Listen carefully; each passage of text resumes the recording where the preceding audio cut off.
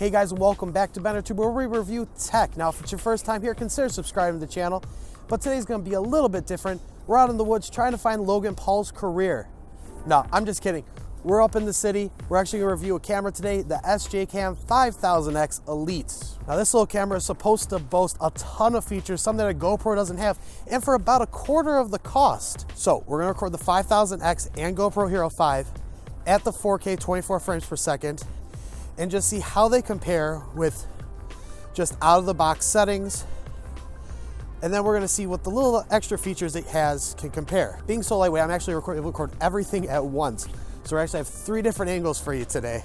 Now, starting up, we're just gonna do flat out 4K 24 frames per second and see how those look side by side.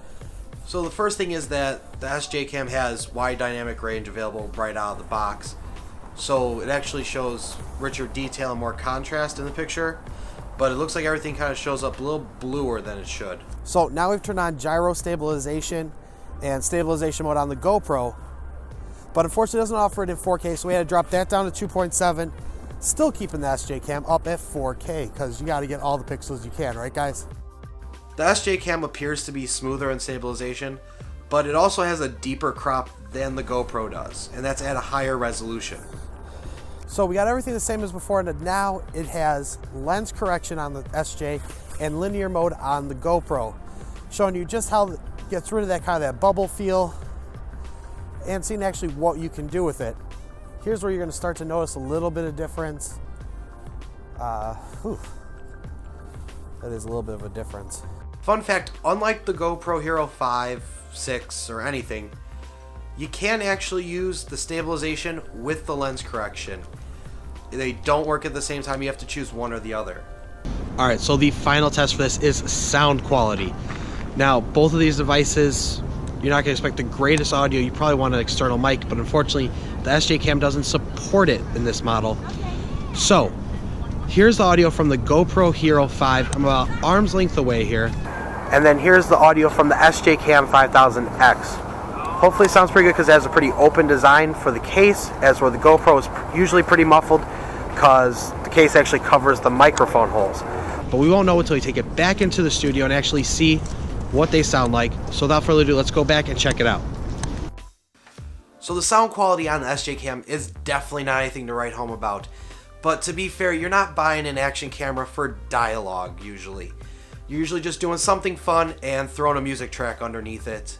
I took the liberty of taking a few photos. The SJCAM has a wider field of view, but it also picked up some artifacts, as you can see clearly on the Prudential building.